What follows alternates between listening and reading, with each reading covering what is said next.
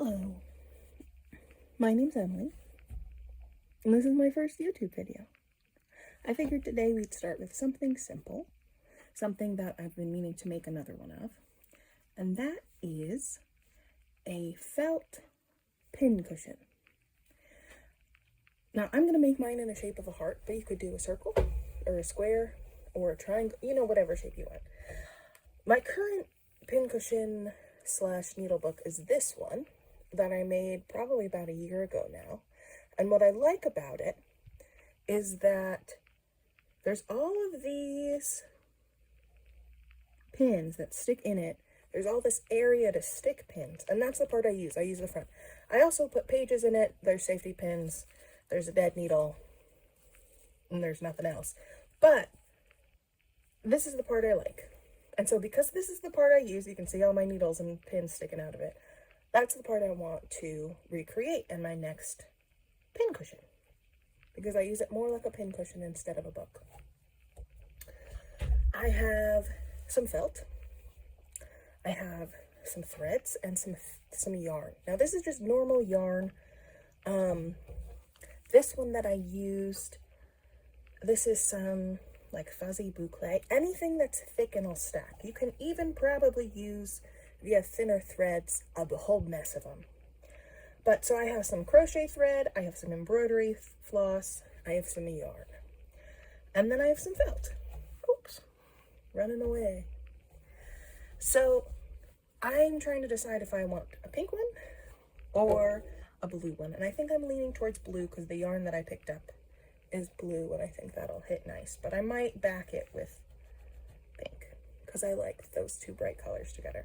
Now this one is wool felt, so you can use wool felt. These are acrylic, and the interesting thing is this one is a lot thinner than this one. I must have got them in two different places. So again, it's why I'm leaning towards maybe the pink, because it's a thicker felt. But you can get felt anywhere for not that much, and then you'll have it. But in order to make a heart shape, I'm going to make a pattern, because I want it to be, this piece of paper is about 4 by 6. So I want it to be about 4 by 4. So if I do that, then I have a 4 by 4.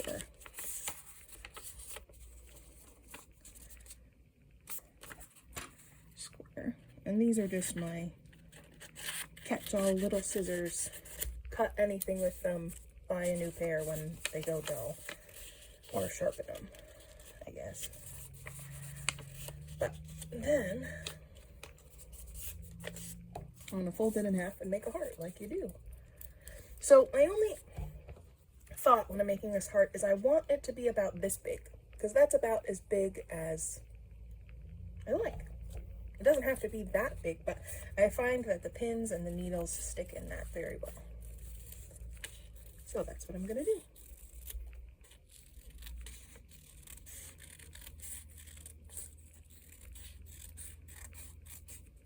Let's see how that goes.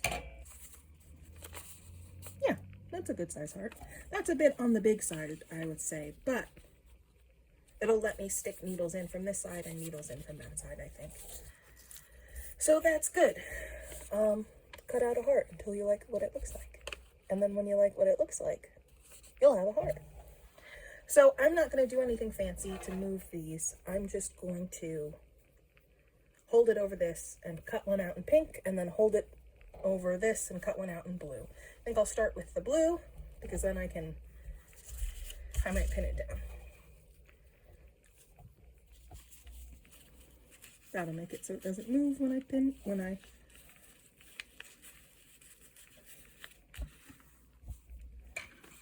and like I said, I use these scissors for everything. They're not my good fabric scissors. They're not my good paper scissors. They're my, oh hey, these fit in my embroidery supply pouch scissors, so they're always there scissors. Which is, I think, the best hint I can give you. Because I could never find any of my scissors. I just went and bought loads more. Not expensive ones. These ones are from the Dollar Tree. But the more scissors you have, the more you can put in places.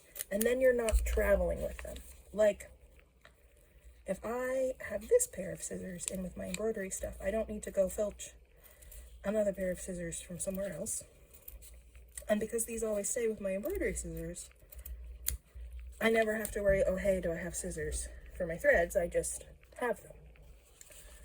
And then with other crafts, I do the same thing. Now, obviously, that's different. My good fabric scissors always stay with my sewing supplies, but,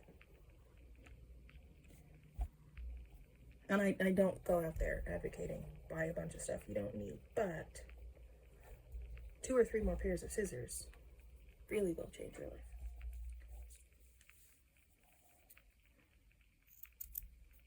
I just used the corner to help me there.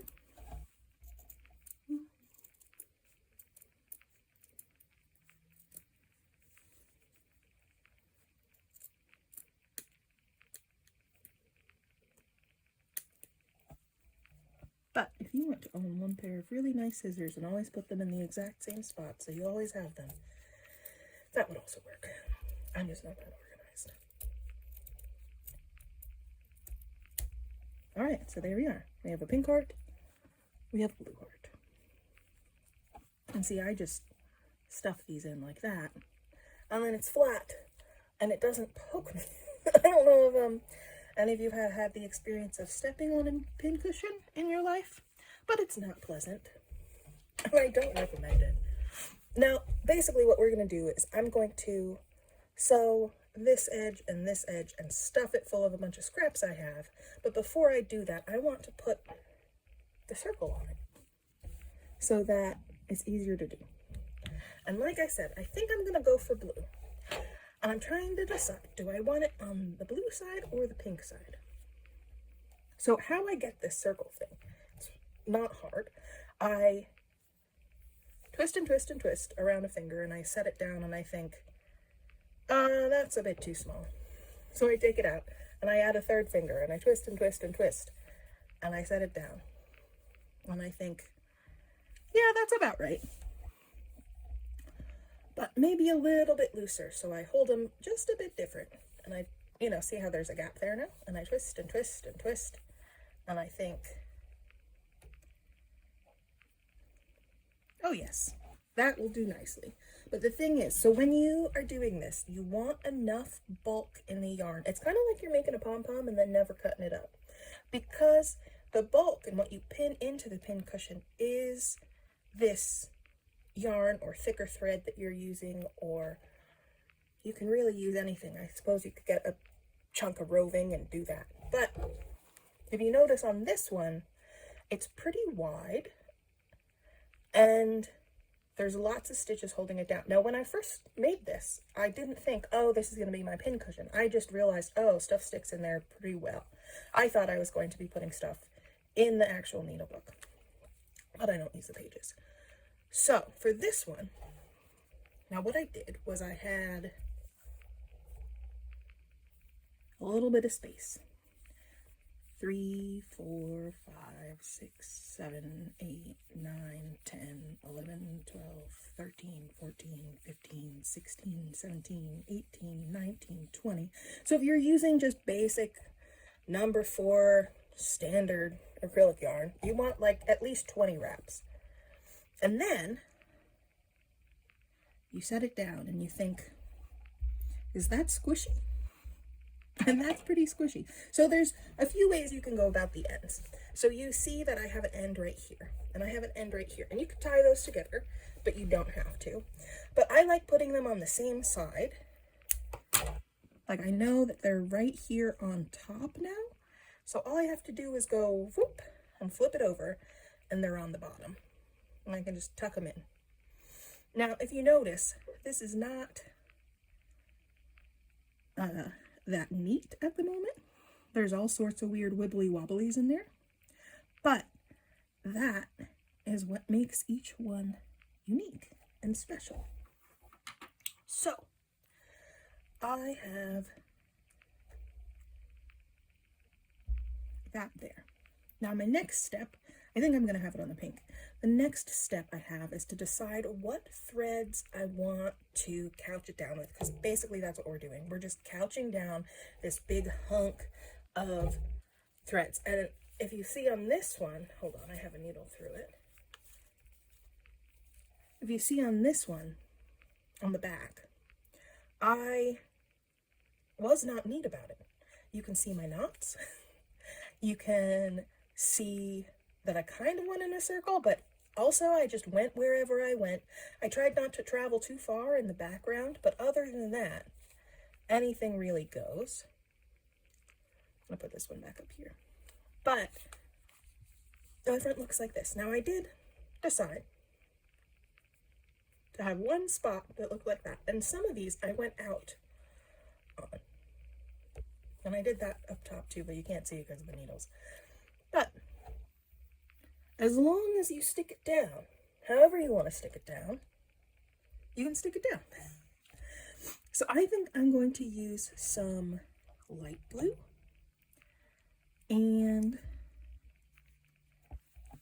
so here I used 2 different shades of like tealy blue. It's kind of a not as bright of a blue. It's like a little bit washed out compared to this. On the yellow, because I wanted it to stick out. Here, I think I'm going to use some light blue and then maybe some pink. If I can find where the end of this pink is. Where are you hiding? There you are. Because I like the way the pink looks crossing over, and I like the way the blue looks. But I had also thought, like, so here is that not as bright of a blue that I used on the other one. And I think I want to stick with bright colors for this. Lately, I've been into super brights. And then here is maybe a darker color. I might use some of this instead of this. And this is just the end of an embroidery floss that is around a cereal box chunk of cardboard, so that it doesn't become a tangle. Because that looks almost green on there. Does it look green on the screen? A little bit. So I think we'll go with dark and pink. So when I sew, I use thimbles. And it took me a long time to realize that I do not like thimbles that cover my fingers, because then I feel like I can't do anything. And I, at the moment, am really liking these. Now these just sit like where a midi ring would sit, only these are 2 different ones. This one is a pretty cheap one. It's adjustable. And this one is one that's also for, it has these grooves in it. I think if you want to do stuff with like jump rings, I use this part. But I have pretty large hands, so they work really well there. Because that's where I push the needle, the back of the needle with. But use thimbles if you want. Don't use thimbles if you want. It is completely up to you. I just hit the table pretty hard. Okay. So we have our thread. We have our little puff ball circle. And we have our 2 pieces. So before we sew them together, I'm going to sew that in. And there's not really any trick to sewing it down other than go around it once and kind of tack everything down, and then go back and forth and make sure it's really nice and secure in there. Mm-hmm.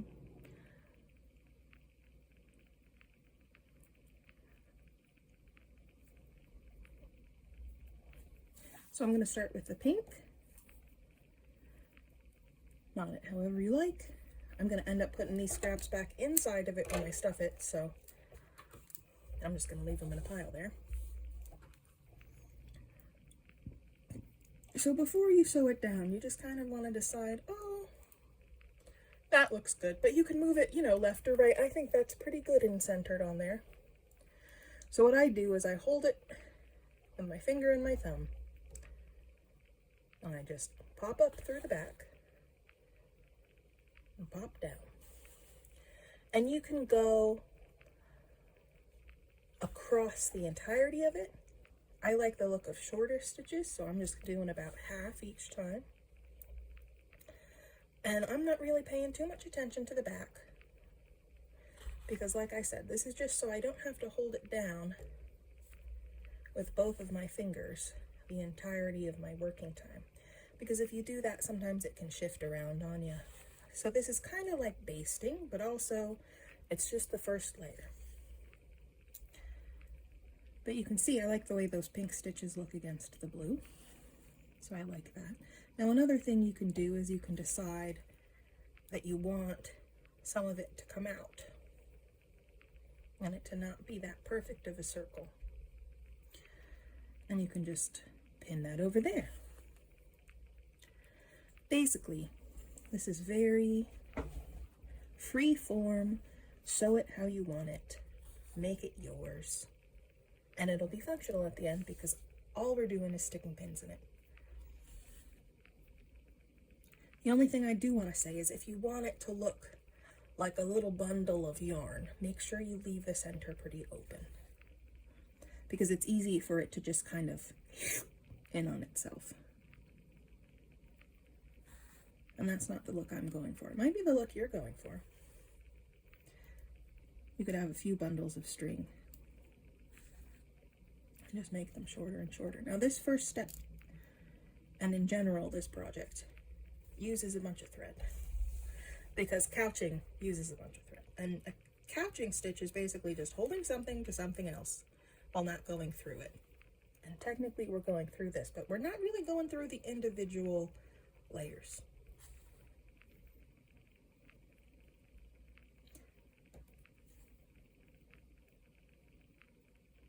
So you can see as I get all the way around to the beginning, I don't have to be so careful about holding it because it is tacked down.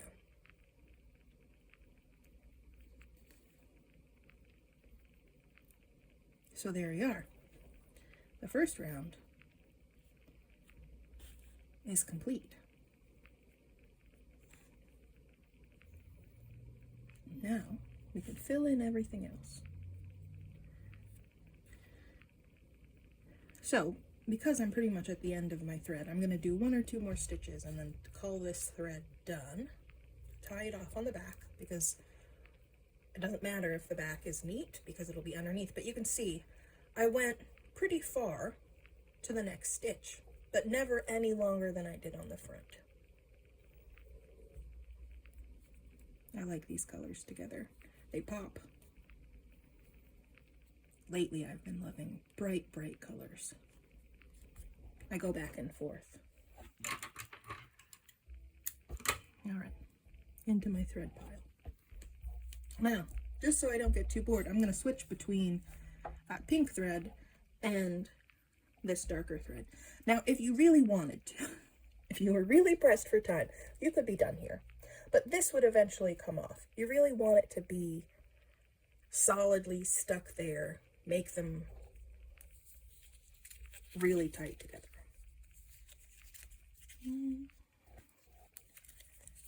This embroidery floss has all these kinks in it because it's been on this card for a few months. But I think I'm going to leave it this thickness. But you can choose to maybe only use 3 strands or 2 strands or whatever suits you. I often use embroidery floss just full on like this because I like the weight it gives. But it's your sewing project, so you get to decide how you want to do it.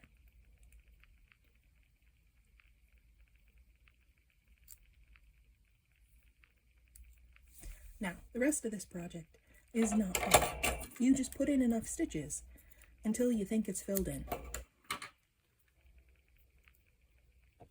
This is a very good thing to do if you just want to go out and enjoy the sunshine. It's almost spring where I am.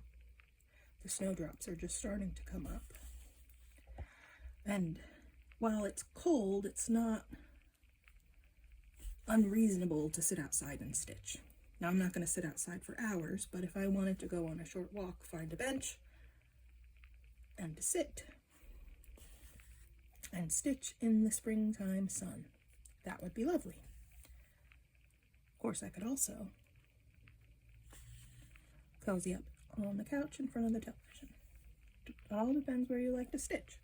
But you can see that these give contrast with the pink. So whatever colors you choose, just depends on what colors you like and what you're feeling and what supplies you have in your stash, I think would be lovely. And like I said, you don't have to do a heart. I just have been feeling hearts lately. You can do any color, any shape.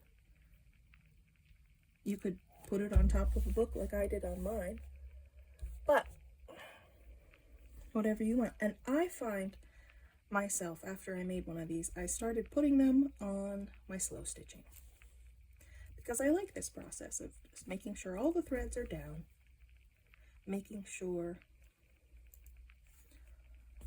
all these little stitches, like sprinkles, are on there. I like the way it looks. I like the way it feels when it's complete. I like not having to think that hard about it. After you tack it down, you can do whatever you want. And all it is a stab stitch. You stab up, you stab down, you repeat. And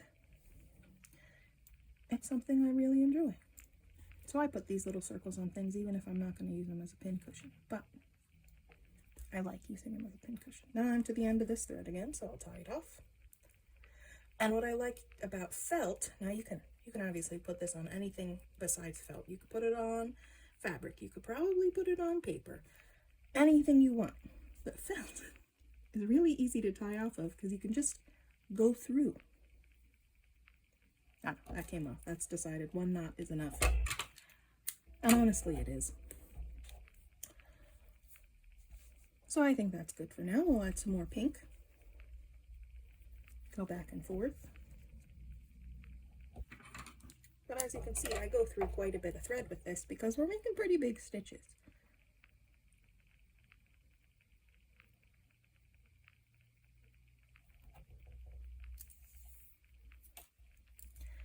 And you can go as far as you want. So I'm going to keep doing this, and I will show you what it looks like after I have quite a few more stitches through this circle. One more thing, I turned the camera off and then I started stitching differently. You can stitch couching like this and go through, so you don't have to stab. And that goes much quicker. And that's how I use these thimbles. I push through with them. Not that this is a hard thing to push through, but by doing that, you don't have to stab down, stab up. You can do it more like a running stitch. And you can do that straight through everything, really. And also, the other thing, I've been going around in a circle as I do this. I just kind of start and I go around and around. But you don't have to. You can go backwards and forwards. You can decide to have one area really thick with stitch sprinkles and then go back to another. See, I kind of switch between the two of them. But however you want to work it works. I just think going in a circle makes sense because then I'm turning my work, going round and round.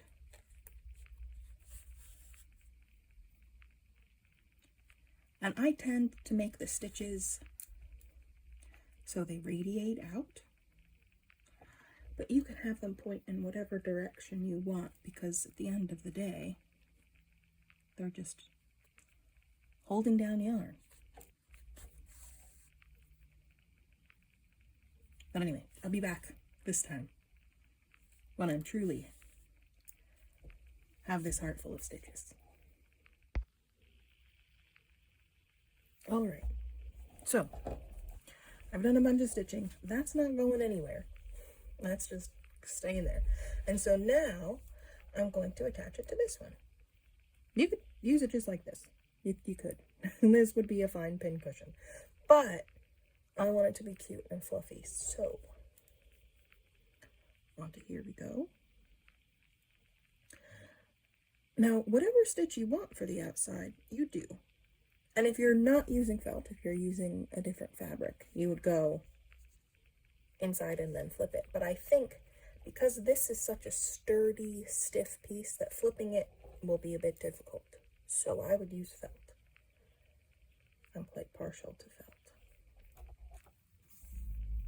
And whatever stitch you want to do is up to you. You could blanket stitch the edges. You could running stitch the edges. I'm going to whip stitch because I like that one. But what you want to do is you want to leave a little bit of space so that you can put some stuffing in it. I'm not going to make it super fluffy, but I want it to have some oomph, you know? So I'll go up in between them, hide the knot in there, and then I'm just going to whip around the edges.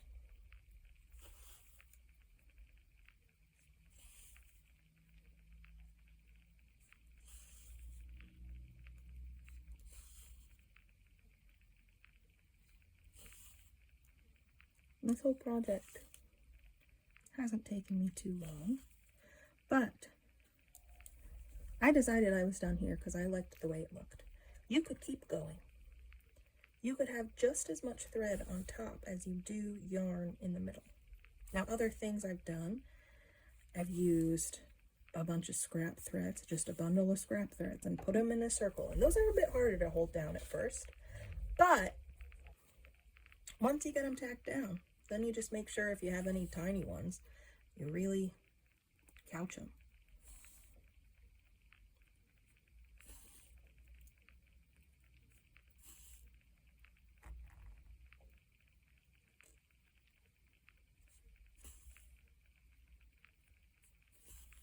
That's how that side looks, and then you can see the stitches better on that side. As you can tell, I'm not an even stitch person.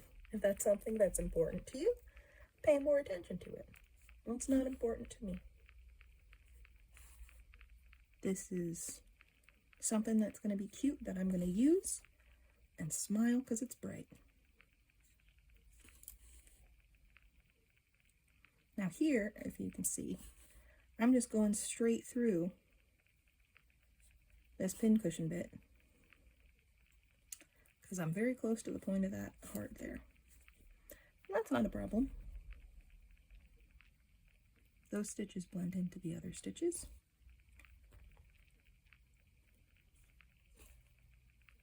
And there we go, right around the point of the heart. All right, so I'll be back when I've gotten to about here. Okay, so I've gone around all the way around. You can see a bit better on this side. I've gone all the way around from here to here, and I left this opening. Now you could just close it, and that would be cute because it is felt, it is a bit thick, it gives it something to hold on to, but I want it to be a little bit stuffed. So I knotted off this thread because it was the end, and I stuck it down in there, and these are the rest of the thread scraps from today's sewing, and I'll stick them in there.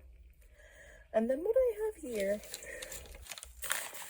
is a very full cut-off paper bag, and this is a bag full of assorted thread scraps and stuff. And you can see I have started putting a bit of fabric in there. But I have a cat, and I'm always worried that she's going to eat something like threads, and that will be very bad for her. So I always, if I'm sewing on the table, if I'm sewing in my bed, if I'm sewing on the couch, I always make sure I have something to put my threads in. I have little jars all over the place that are thread scraps because I figure I'll use them for something eventually. And I have this little bag because it used to fold up very nice and it was very portable, but as you can see, it's quite full. So I'm going to use some of this. Now right at the top I have some batting and stuff, so I'm just going to take that out for a second and go for more of the true thread nest that's underneath. And these are just all threads that are a bit too short to do anything with, but I don't want my cat to eat. Now, I kind of just stuck them in there, but I want some of them to go up in that curve of the heart. You can see I have all these green ones. I made a quilt for my little brother, and I quilted using this. I hand quilted it. And so I had all those thread ends from that project. That was his Christmas present this year. And I'm not trying to make it super puffy. Like, I don't want it to be a round bulbous thing. But I do want it to have some heft. So that if I put a thread through it, wow, that's a pretty long piece. If I put a thread through it, then, or a pin, if I put a pin through it, it's not going to come out the other side. Just enough heft there. You can see this is the, that boucle that I used. This is what was wrapped around my fingers to make this one. So stuff sticks around a while. I have a whole cone of that. I have no idea what I'm going to use it for. Something.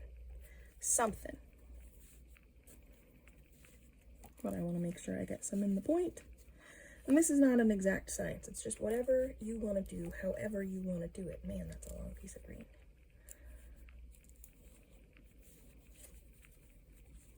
So I think that's about good. We're about there, squish level. And I got this point. And there's some in there. Like I said, not an exact size. So I'm going to put this fluffier stuff back on top. I've barely made a dent in that, but that's okay. It'll be around for another project, and in the meantime, it's not in my cat's stomach. So, now we just close up the hole.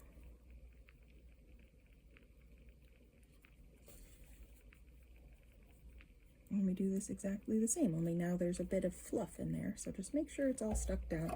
Sometimes I use the point of my scissors. The difference between using threads and like fiber fill is, you could totally use fiber fill or batting or whatever you had. I just happen to have a lot of threads. The difference is threads, they do what they want.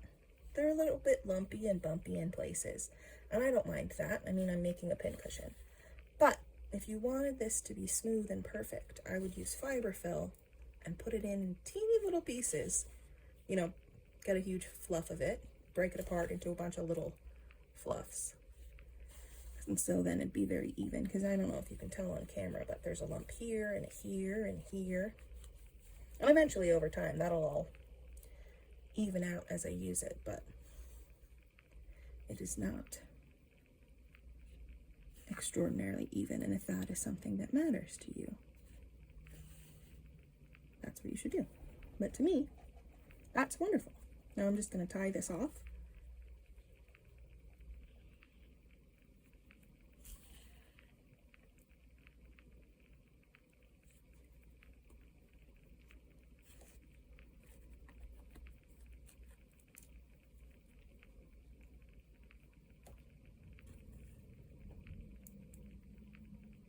I'll do 2 little knots. And then I'll bury the thread in there.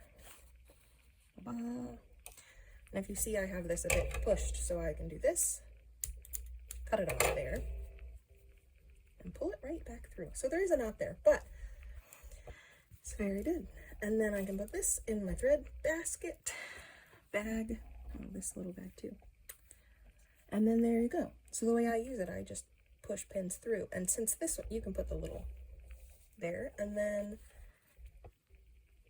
you can have some pins. It's interesting because sometimes I want pins, but I only want 3 or 4. And so with a pincushion like this, it works wonderfully. But there you are. None of them come through the back. They're not all sticking up straight at you, so you can't step on them. But there you have it. Your new heart-shaped pincushion. Thanks for watching today. Again, this is my first video. I'm going to do other crafty things like this. Sewing, quilting, crochet. Basically, things to keep my hands busy.